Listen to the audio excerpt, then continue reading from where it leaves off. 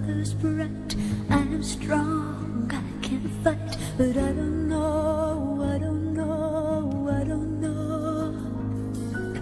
Tower of brick and stone, make my way on my own, but I don't. Bonjour Laura, bonjour Brigitte, Fanny. Nous allons parler du stress. Le stress qui peut effectivement participer au développement du cancer. C'est vous qui le dites. Effectivement, ce n'est pas que moi, c'est dans un livre qui vient de paraître, c'est un cancérologue qui a enquêté sur ce sujet qu'on a souvent nié. C'est-à-dire qu'on a pendant très longtemps dit non, les études sont contradictoires, on ne peut pas affirmer que le stress peut participer au développement d'un cancer. Et dans ce livre, ce cancérologue met en avant des études qui ont montré, par exemple, un risque augmenté de cancer chez des rescapés de l'Holocauste, un risque augmenté de cancer chez des personnes qui souffrent de stress au travail, mais de stress chronique. Et il cite notamment 2 études récentes, une étude finlandaise réalisée sur 18 000 femmes qui ont été suivies pendant 22 ans. Et cette étude montre que chez les femmes qui ont souffert de divorce ou de deuil, eh bien, le risque de cancer du sein a été augmenté de 35%.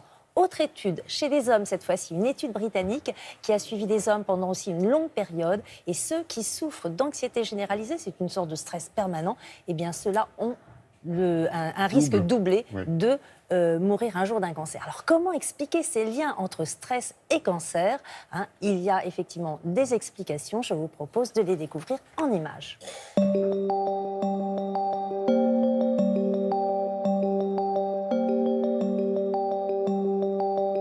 Les stress peuvent être à l'origine de cette augmentation du risque de développer un cancer. Car en fait, ce n'est pas tant la nature du stress qui est en cause que le fait qu'à un moment donné, l'importance de ce stress dépasse les capacités d'un individu à gérer ce stress.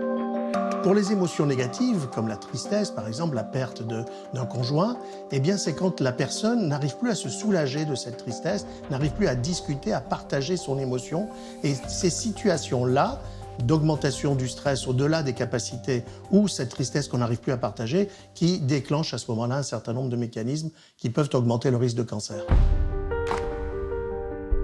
Ces mécanismes sont multiples. Il y a des mécanismes liés au système nerveux, notamment le système nerveux autonome, système nerveux qu'on appelle sympathique. On peut avoir affaire également à des problèmes hormonaux, endocriniens, avec la sécrétion des hormones du stress, le cortisol, l'adrénaline, qui normalement nous préparent et nous adaptent à la réaction au stress, mais qui parfois peuvent avoir des effets délétères et finalement, par le fait qu'elles diminuent l'activité du système immunitaire, les globules blancs, les anticorps qui normalement nous défendent contre tout ce qui est dangereux pour nous, et au contraire là, les hormones du stress vont diminuer son activité et à ce moment-là, pour les cellules cancéreuses, il n'y a rien ne s'oppose à elles se développent et c'est comme ça que le lien se fait entre stress et cancer. Est-ce que vous vous rappelez d'événements très stressants qui soient survenus dans les mois qui ont précédé cette maladie ? Ma fille a eu un accident qui était assez grave. Moi, personnellement, ça m'a beaucoup affecté. Vous allez être étonné, mais en fait, il faut beaucoup de temps, entre 5 et 30 ans, entre le moment où un stress va provoquer les premiers éléments d'un futur cancer et le moment où on va vraiment voir ce cancer, en faire le diagnostic. Pendant tout ce temps-là, la progression du cancer n'est absolument pas linéaire. Les cellules ne se multiplient pas en permanence. Quand on est dans un environnement très stressant, il va y avoir justement une baisse des défenses immunitaires et le cancer va pouvoir accélérer sa prolifération. Si au contraire on est dans des phases où on va bien, où on n'a pas d'émotions très traumatisantes, alors à ce moment-là on va ralentir l'évolution du cancer. Il est très important, vraiment, au regard de tout ce que l'on sait aujourd'hui entre le stress et le cancer, de se protéger du stress, de pouvoir partager, ne serait-ce que par une psychothérapie ou avec un parent proche, mais pouvoir partager, se libérer, se décharger d'un trop-plein de stress, d'un trop-plein d'émotions négatives.